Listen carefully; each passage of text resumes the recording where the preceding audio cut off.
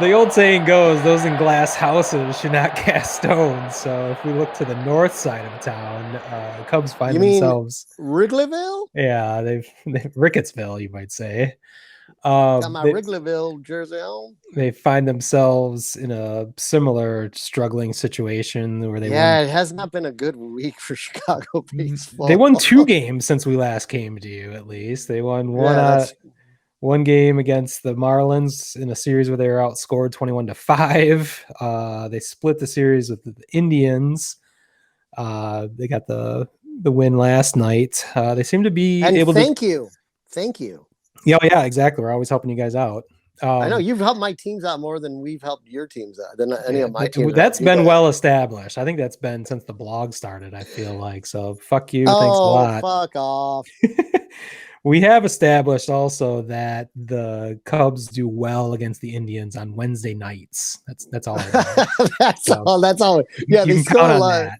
They score So enough to win on Wednesday nights. some Wednesday nights are more important than others. So fortunately, it happened in November of 2016 as well. So always love that one. But really, the biggest story to come out this week or the last couple of days, at least, and I'm sure you're going to want to talk about is the benching of Javy Baez, the unceremonious, embarrassing benching because of a boneheaded play where Javy Baez was completely unaware of how many outs were in the inning he was in while he was on base and just ran like a fool and was doubled off first. Um, Ending the inning where, David uh, Grandpa Rossi had to bench him, which he's been reluctant to do. He benched Kyle Schwarber last year at one point, and there were similar situations last year with Baez, where you could tell his concentration levels were not where they needed to be. But Rossi chose not to bench him at that point, but he did. He did this week, and I think it was the right thing to do. Because it was clear that Baez's head wasn't in the game, and sometimes he just needs a little kick in the ass. Not that he's a bad person or a bad player, or that players should be punished for their mistakes. I really hate that. Of course I listen to Cap's fucking whatever Cubs Talk podcast on NBC. I just listened to it this afternoon, and he just goes on a diatribe against Javi and how he wants him. Basically, doesn't want to resign him because of this, and Because of that, huh? yeah, and then he denied that, but it was clear where his meathead was going. He really just likes punishing athletes that he follows, and I think that's stupid. If they do something wrong, it's like they're your dog, and if they shit on the floor, you rub their nose in it or something. And I hate that idea, and that's not that's not a way to treat a human being, to treat a professional athlete. That is not what Grandpa Rossi was doing at all, in my mind. But that's where some meatheads like Cap were going with it, and they were celebrating the fact that he was finally benched for it. And it's like, well, if you can bench him and get production out of him, then that was a good move. And the next night, of course, last night Baez had hitting an RBI, so you can take that for what you will. He also had a couple strikeouts, but that's just sort of who he is. I don't know. Did you have thoughts about the Baez benching?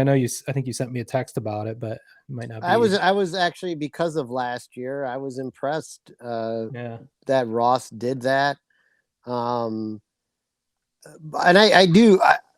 I also agree. I think players are going to make mistakes, so you don't have to punish them. I agree with you 100%. People are going to make fucking mistakes, but I think it was just Javi's entire body language with it, Mm-hmm. which is what That's a caused the good point. benching. Yeah. It was no, not that he was going to have a prayer with the way he was jogging around the bases to make it back to first, but there wasn't even. It was just like, oh, all right. And It was a Ross, bad look. yeah, it was a bad look, and Ross didn't like it, and they both handled it great. I mean, Javi didn't pull like a Zambrano post game or anything like that. It No. wasn't like it was, everything was, they were both very professional about it. Their comments were they both handled it professionally, and it's how it should have been done. And I applaud Baez in it too. I mean, because there is like the play on the camera, and Baez does look kind of annoyed when he's walking in, but you don't know. He was probably just annoyed with himself, actually, more so Exactly. than with Ross. So I mean, everyone I could say to make it more interesting, like, oh, he was pissed off at Ross or whatever, but I don't know that he's probably annoyed with himself, because Yeah. that was kind of like the comments he made after the game. He's like, yeah, that's not who I am. I need to know what's going. I need to be in the game, So Well, and so much of what a lot of people, including myself, praise him for is his incredible acumen on the field. Like, he is usually thinking 2 or 3 steps ahead of a lot of players, and you see it multiple times. And I brought it up, even a couple weeks ago on the podcast.